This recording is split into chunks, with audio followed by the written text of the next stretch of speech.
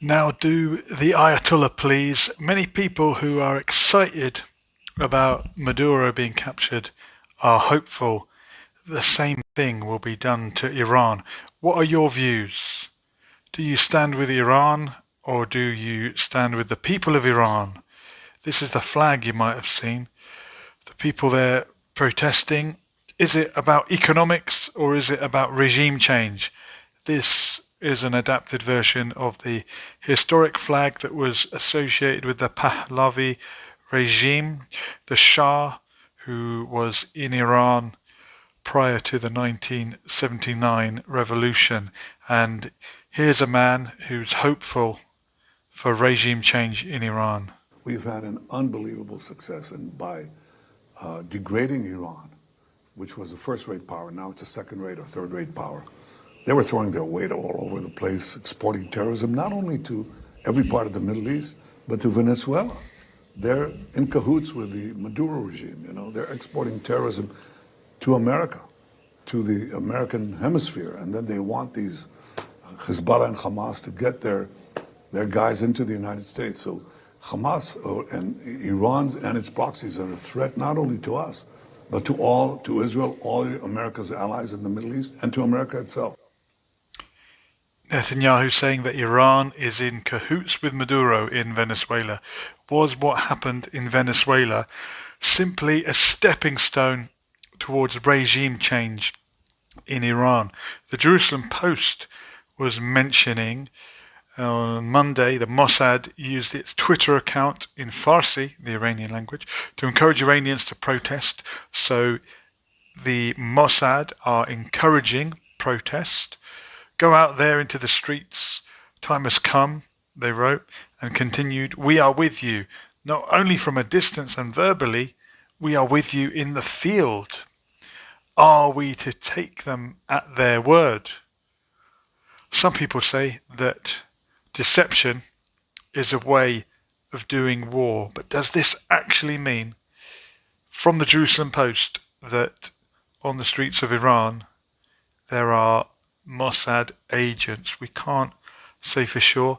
There's me in Iran back in good old 2017. If you look at the name of the street there, you'll know exactly where I was and which embassy once stood on that street. If you can't see it, that is Bobby Sands Street in both Persian and an English transliteration.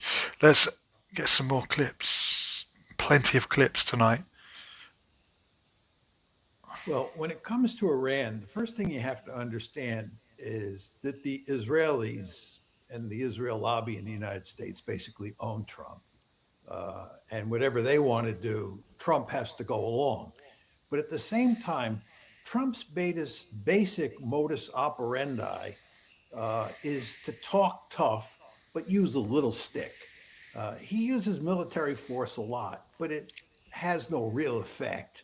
And he is purposely avoiding getting us dragged into another forever war. And if you look back to when we attacked Iran on June 22nd of last year, that's June 22nd, 2025, it was basically a one off. One day we attacked, we declared that we had won a decisive victory and said that's the end of the story. So you see that Trump is willing to use military force against Iran, but he's very wary of getting dragged into a fight. And you see this in all sorts of other instances as well. You just described what he did in Nigeria. He talked tough on Nigeria, but in the end, he did hardly anything, lobbed a few missiles into a field. Now, he is saying with regard to Iran today in his post that if they kill any protesters, we're going to slam them. But the fact is, they've already killed 7 protesters. So what is he going to do about that? And what if they kill 2 more tomorrow? What is he going to do about that? Is he going to get us involved in a serious war? No, he may lob a few missiles at them, but nothing more than that.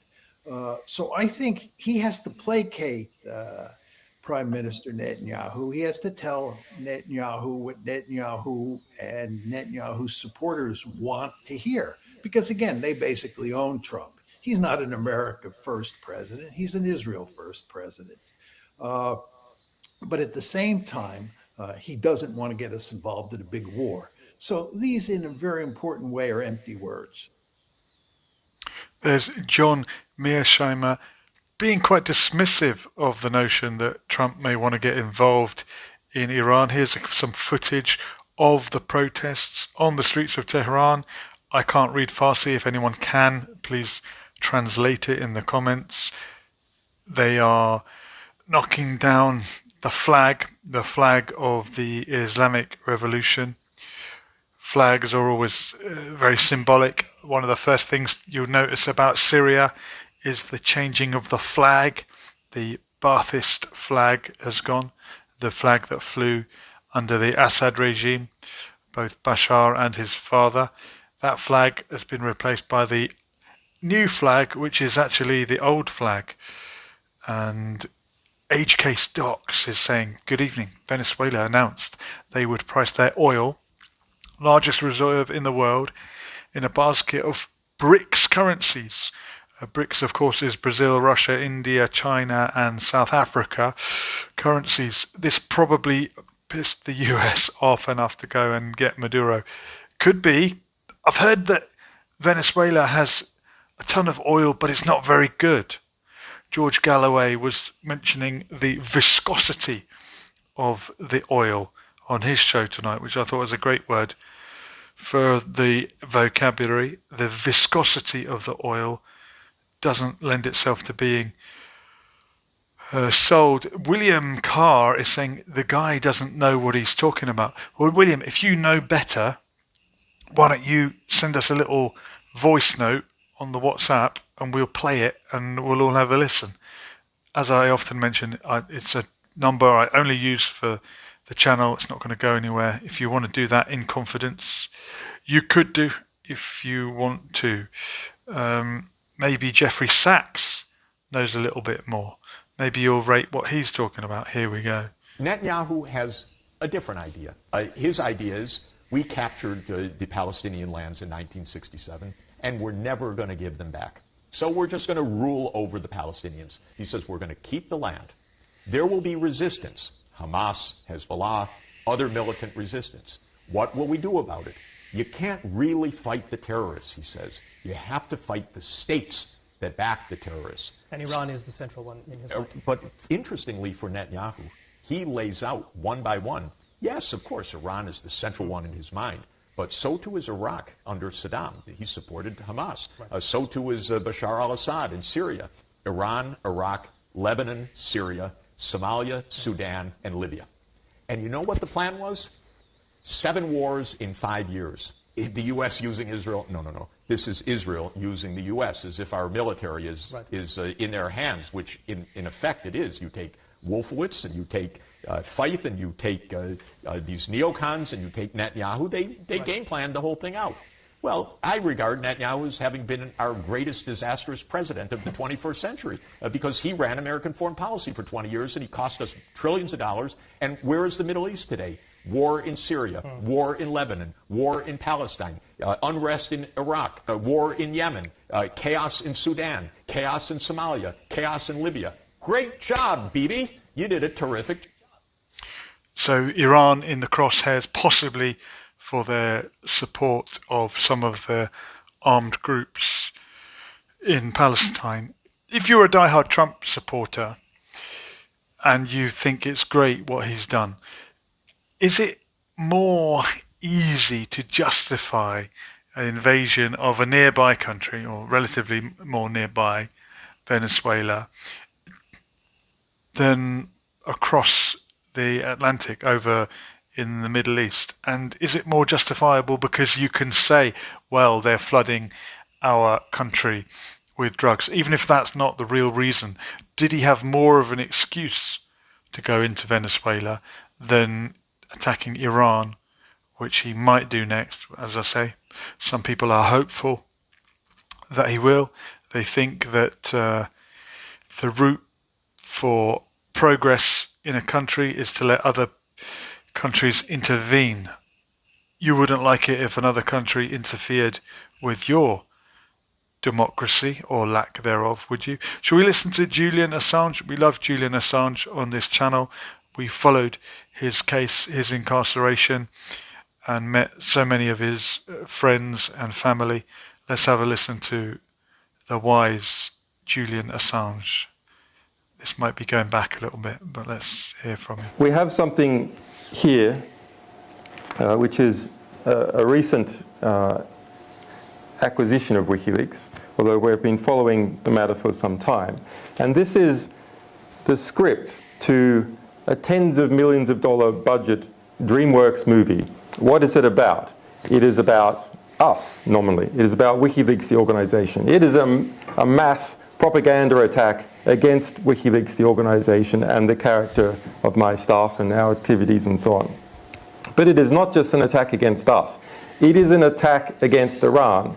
It fans the flames to start a war with Iran. And it's coming out in November. It's being filmed now. Benedict Cumberbatch is playing me. This movie has British involvement, and people in Britain should be concerned about it. How does it open? Well, and this has not been previously disclosed before, the opening scene is in a military complex in Tehran. The camera comes in, closes up on a file, and it is a design for a nuclear bomb marked with nuclear symbols. There's notes and whispers all around, and they're in Farsi, they're in Persian. There's an older scientist speaking. A high-speed camera will measure the explosive charge we've designed to trigger the chain reaction. It is then revealed by the camera 4 scientists in white coats walking in a windowless corridor. The youngest, Simsana, remember that name, Simsana, writes on the file, "The dimensions of the payload are consistent with a Shabab missile." Okay, that's the opening scene. Iran is working on an atomic weapon. The opening scene of a film about WikiLeaks. How does this have anything to do with us? Well, we'll come to it. The next scene concerning Iran is in Cairo, where that Iranian nuclear scientist is meeting a US CIA agent, Kate.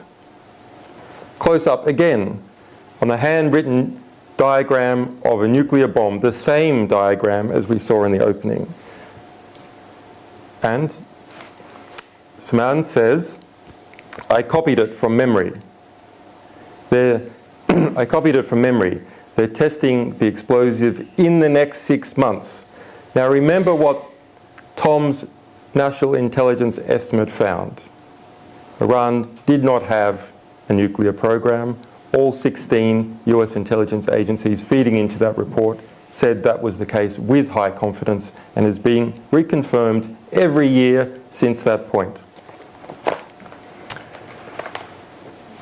The senior diplomat, who's also at the table with the CIA agent, says, "Shit, we thought they were at least 3 years away from a bomb." Another lie. Tom's report does not say that they're 3 years away from a nuclear bomb. So it's a lie upon a lie, a great big budget thing that's going to be pushed out in November.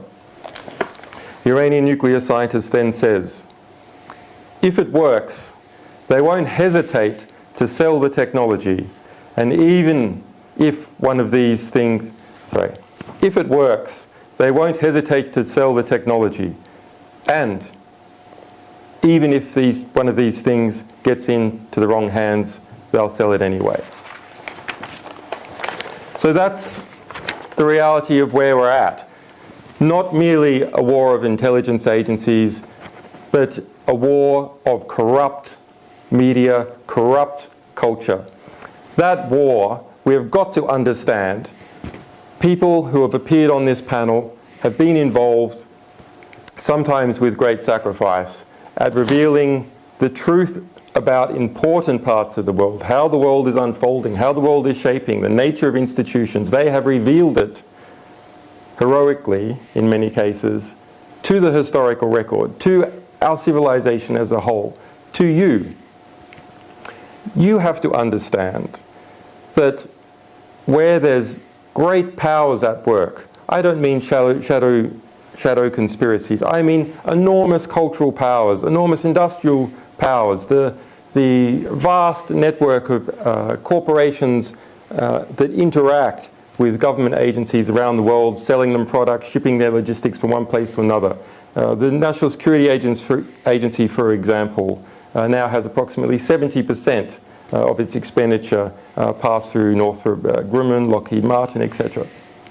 This produces a lobby that pushes in particular directions. How is it that such a lie got into a script about WikiLeaks? How is it that in the light of that national intelligence estimate that anyone could think that it was tolerable, acceptable to foist that lie upon the public, that it would make it all the way through the Hollywood system, that distributors would pick it up?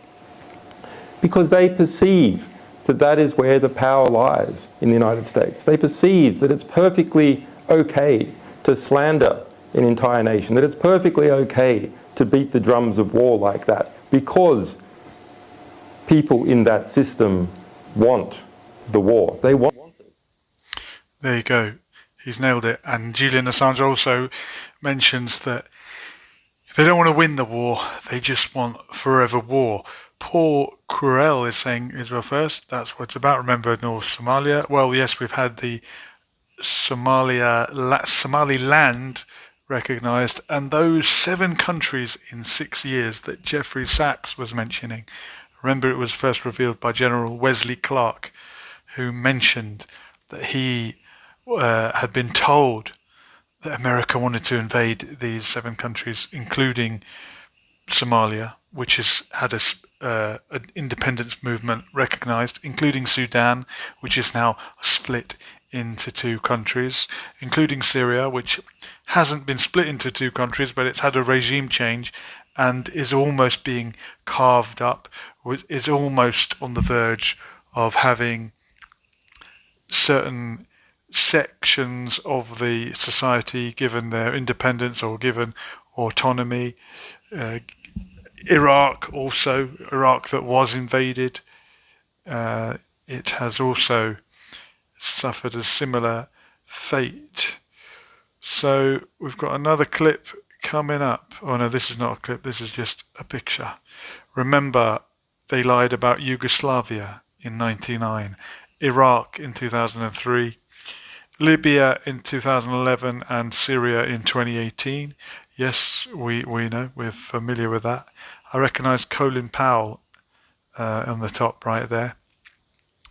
He was part of the campaign to get the coalition of the willing. Here's a little brief outline of the countries that they've attacked by bombing, sabotage, or attempted government overthrow. Iran haven't invaded anyone for a very long time, but of course people will point to their proxies and they will say, well, they've got their proxies in Lebanon, they've got their proxies in Yemen. So of course Iran does have a hand in other parts of the Middle East, but they haven't done the devastating bombing that you can see noted on the right-hand side, dating right back to the 40s. China, Syria, Korea, China, Iran, Guatemala.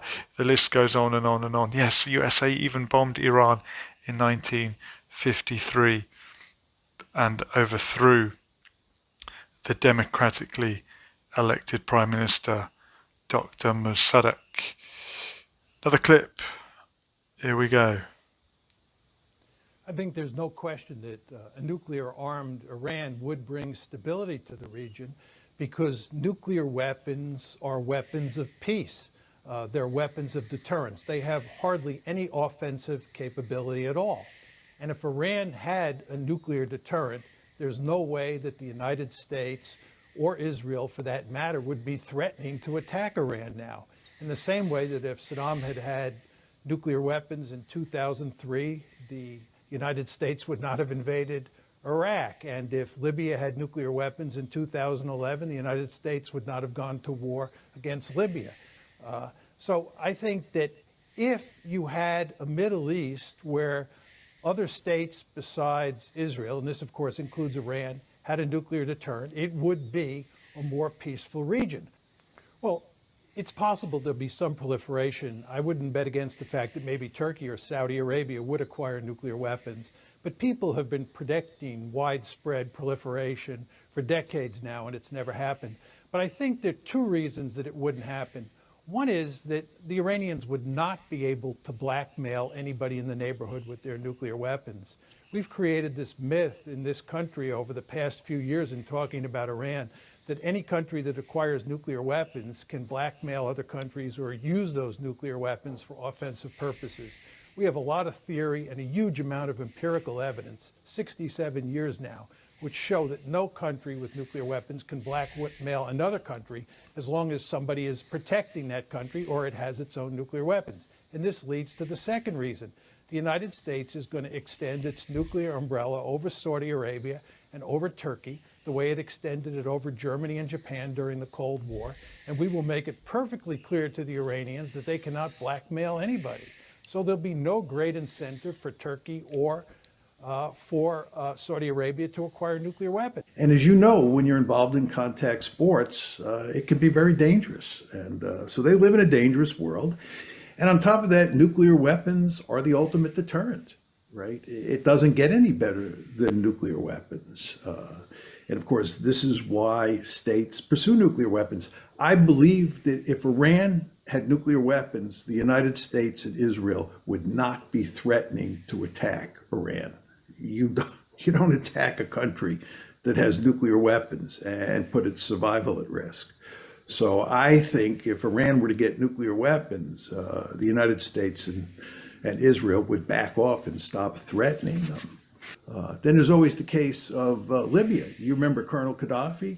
We told Colonel Gaddafi that if he gave up his nuclear weapons program, his weapons of mass destruction programs, that we would leave him alone. You know what happened to Colonel Gaddafi? He's now 6 feet under, and we helped put him 6 feet under. If I were Colonel Gaddafi, I would have developed nuclear weapons. North Korea? You think seriously that North Korea is going to give up its nuclear weapons? I don't understand this charade that we engage in where we're constantly acting as if North Korea is going to give up its nuclear weapons. They'd be nuts to give up their nuclear weapons. Oh, by the way, do you see any evidence the United States is giving up its nuclear weapons? Is Israel giving up its nuclear weapons? Is Britain giving up its nuclear weapons? Is India, Pakistan? Of course they're not. Why not? Because nuclear weapons are the ultimate deterrent. In the case of Israel, it's by far the most powerful military in the Middle East at the conventional level. Does it really need nuclear weapons? You could argue it doesn't, but they're not giving them up, nor is Uncle Sam. Uncle Sam is by far the most powerful state on the planet in terms of its conventional forces. It has never shown an iota of interest in giving up its nuclear weapons. In fact, it's going to modernize its nuclear deterrent. So all I'm saying here is there are really powerful incentives for a country living in a dangerous neighborhood that has the United States and Israel out there with their gun sights on you to get nuclear weapons.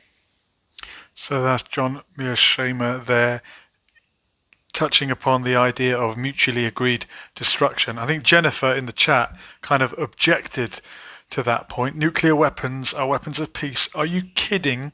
Well, I think he's making the point that if everyone has nuclear weapons, then no one can use nuclear weapons because you are guaranteed to wipe each other out. Unless, of course, you believe in something called the Samson option, which is quite a terrifying doctrine if you've ever heard of it. John HM is saying that Russia has the same amount. Yeah, I mean, how many nuclear weapons do you have to have? Isn't one not enough? Does that not do enough damage? And he was also mentioning the previous names of leaders that gave away their nuclear weapons on the promise that they would be left alone, and those leaders are either no longer with us or no longer in power. Colonel Gaddafi, Bashar al-Assad. Bashar al-Assad got on a plane to Russia willingly. That's the difference between him and Maduro, who was captured and taken against his will. Or was he? Some people like to think that everyone is secretly in on it. And Paul Quarrel is urging everyone to double tap the screen. Yeah, thank you very much. I think that gives us a boost or a like or something or other. So much appreciated for that. Let's have another look at some footage from Iran, on the streets of Iran, Tehran. It's all going down.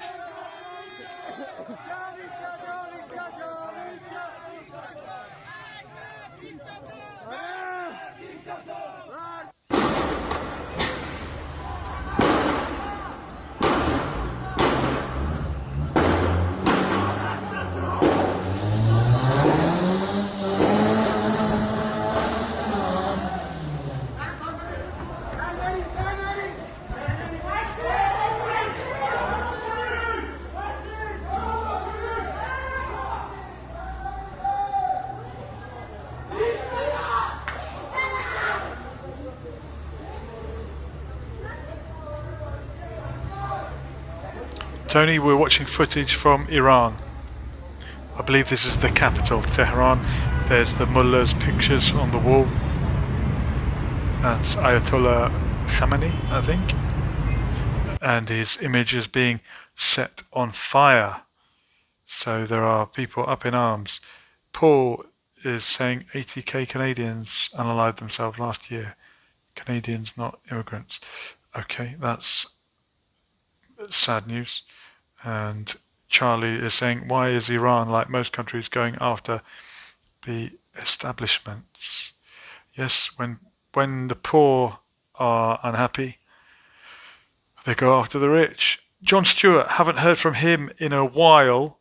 He was replaced on his show, but let's have a listen to what he said about Jennifer's saying it's lucky we can laugh. Yeah, sometimes you gotta laugh just to keep yourself sane, but I am aware it's a very, very serious topic. Let's have one more clip from Julian Assange. We deserve to hear from him again. But it is not just an attack against us. It is an attack against Iran. It fans the flames to start a war with Iran, and it's coming out in November. Oh no, it's all right. We've seen it once is enough. Mohammed Omar is in the chat. Why don't Iran people protest like Gandhi told British Indians to, by fasting and staying home till justice is done? No chance of being unalived in that case. Yeah, Satyagraha, I believe, was his philosophy of non-violent resistance. Although, isn't starving yourself an act of violence, if only an act against yourself?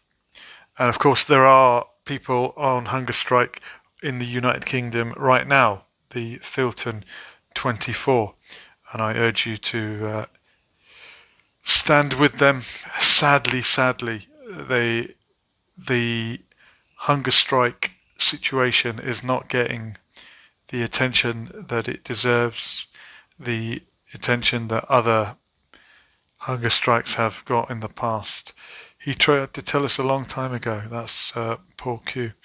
Yeah, we've had many warnings, many people trying to talk some sense into us so that we don't follow Trump off the cliff of more interventions in the Middle East. Mohammed Omar, if you're there, if you want to give us a shout, the number in order to do so is up there, or you could give us a voice note. I've done one of these every night of the year so far,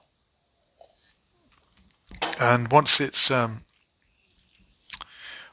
and running, you can leave in the comments any suggestions of different topics. I thought that Iran was definitely something that we needed to touch upon tonight. We may switch back to Venezuela. We'll have to see which way the wind is blowing. And Jennifer is saying, we never seem to learn. Remember the war to end all wars? How many wars ago was that? Yeah, horrific. The big mistake was calling it World War One. Oh, we've got Omar. How you doing, Omar? Good evening, sir. Yeah, got you. Thanks for giving me a ding. Thank you, sir, and thank you for having me on. Mainly wanted to just clarify a thing or two if I can. Go With the for it. statement of Mr. Gandhi telling people to fast, he wasn't necessarily saying go on a hunger strike. But didn't he go on hunger fast. strike himself? Was he not a hunger striker at some point? Ultimately, he was. Ultimately, he did end up when he realized that the riots were at such a stage and people from all sides honored this man. And when news got out that things are getting worse, the violence actually quelled on that basis. Because Gandhi said, until violence stops, I'm not going to stop my hunger strike. And people honored him so much that he actually stopped the violence. Wow. And he was from the Hindu community, but he wanted to unite Hindu and Muslim, right? And Sikh. Or did he? Or was he happy to go separate ways? No, he was very unhappy with the separation. I think if he was fully aware that this was going to happen, what Muhammad Jinnah had planned, he wouldn't have probably gone through anything, probably wouldn't have got involved into any type of politics. He didn't want the country to be separated. And I think many Pakistanis, if you speak to them, and Bengalis and others, they didn't want this. The issue was thousands of years, the Indians, it's all India, everyone's Indian, even Nepalese, they all lived there for thousands of years. Now, people accepted different religions along the line.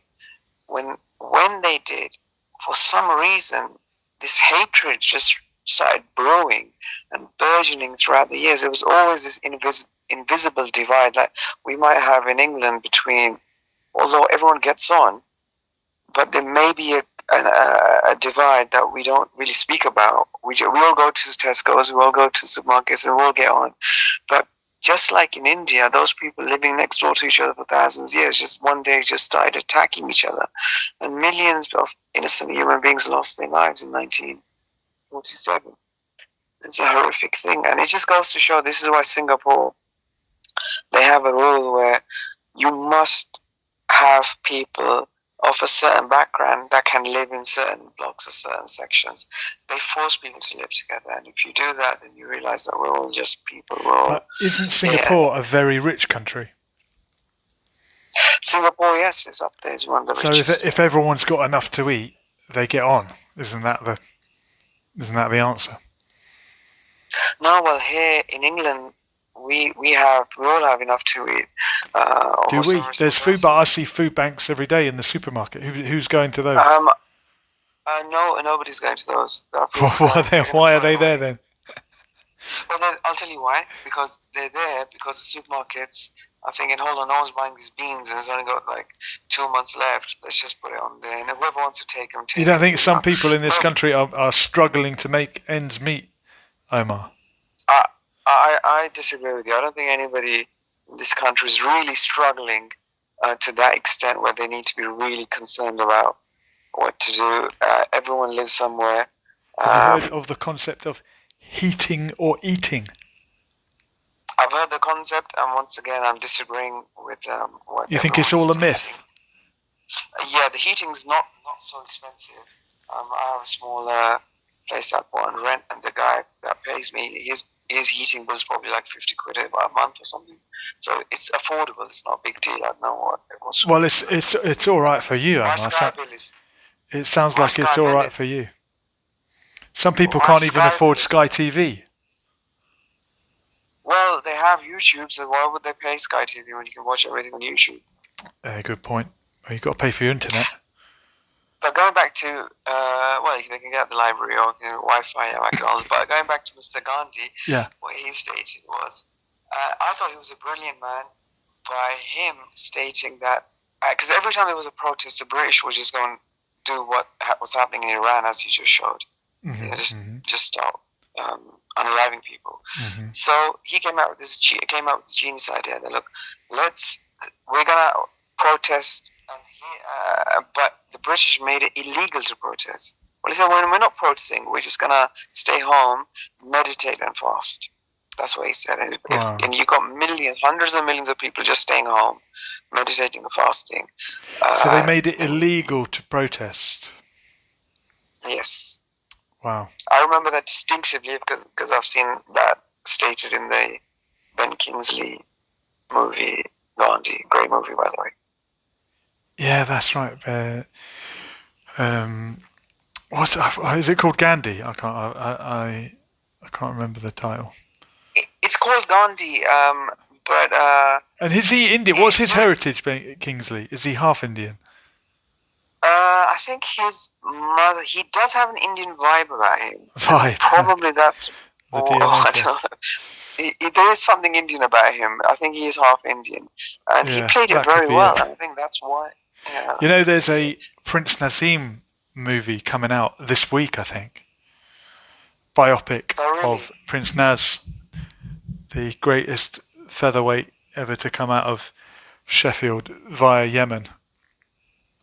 And well, why has Prince Naz not lost? How is he alive? And I hope he stays alive for another 100 years. But he has not. He knew everything. He knows exactly how to lose weight.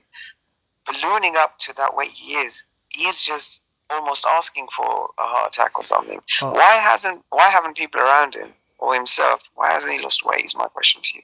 I think for an athlete, and let's remember he competed at 9 stone on the nose, featherweight limit. I know you're hovering around the super middleweight category at the moment. He probably ate like a horse just to have the energy to train. And when he stopped training overnight, he probably ate the same amount. And you're bound to balloon up. This. Sorry to interrupt. Let me try and understand this. For him to remain 9 stone, you said he had to eat like a horse. I would have said it's the complete opposite. You have to. I'm saying he's a natural 9 stone fighter, but when you are training for 6, 7, 8 hours a day, you're probably consuming and burning 10,000 calories. If you stop doing all the training but keep the same appetite, you're bound to balloon up. But I think what you may be missing, or I may be completely wrong. I thought that the boxers would lose weight to get to a section to 9 stone. I thought he was 14, 12, 13 stone or something, and he would lose weight like Ricky Hatton. I don't think he didn't balloon up between fights the way Ricky Hatton used to. But I think having lived a very disciplined lifestyle and then retired relatively young, he maintained his weight. We'll get him on the show one day, and we'll talk to him. Well, I hope so. But it's not the. We'll ask him. But there's more to him than just his weight gain. He was an amazing. No, but for example, if I world want champion. to be a boxer now, it's never too late. It's never too late. But and I am 12 stone, and if I want to get down to 9 stone, I would. Probably, I think you thankfully informed me. No, but Omar, you're 5'11". You're never going to be 9 stone. You'd have to chop a leg off to get there.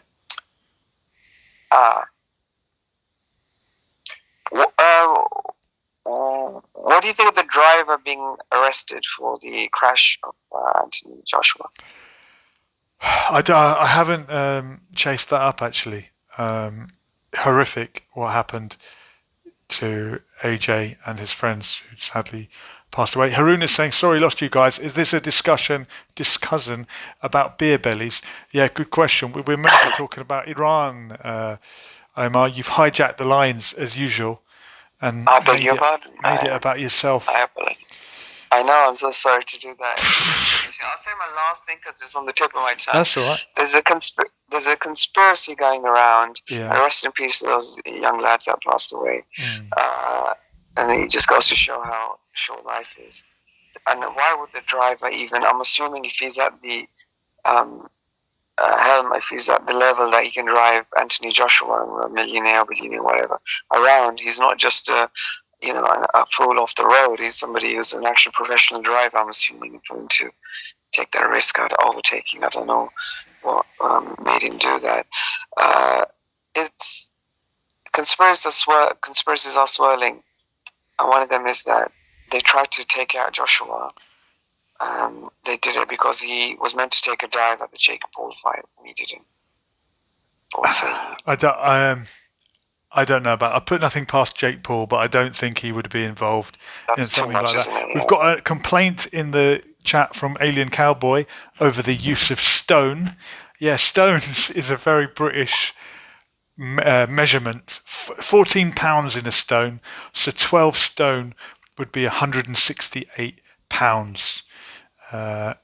Super middleweight limit. 175 pounds. That's your light heavy.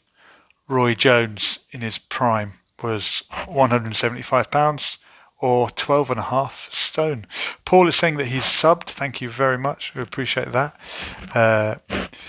Alien Cowboy is saying America, rock, flag, and eagle. Yeah. And hope you Brits take your country back. Well, I don't know where to start with that. I mean, would the Native Americans take their country back? Or is that different? Possibly. Well, we all have a right to go back to 2,000 years, so let's figure out. Yeah, we can all go back to where our ancestors were living 2,000 years ago and kick out the people living there now. So if you're the Gypsy King, you can go back to Rajasthan. Yeah, but then those people will have the right to kick out whoever was living in 2,000 years at that time in their land. So where does this end? It just keeps on going around and around. Where is your cut-off point? Until we end up, It could go on forever and ever. A bit like this live stream. I think I'm going to wrap it up, Omar. I appreciate you getting involved. And thank you very much, and good luck. And let's hope there's peace in Iran and other places around the world. And evil people fail and good people succeed. Amen. What a beautiful message. Thank you, Omar. Thank you. Good office. Off goes Omar there, and we've just got a couple more chats to get in there. Why can't I get the chats on the screen? Even in lofty houses or fine branded horses, if it's your time, it's your time. May Allah have mercy on those who lost their lives. Ameen. Thank you. Thank you. Appreciate that, Haroon. All right, ladies and gents, this has been marvellous for me. I hope it has for you. It's been Lessons for Life, and we'll do it all again soon. We were here. We're gone. Laters.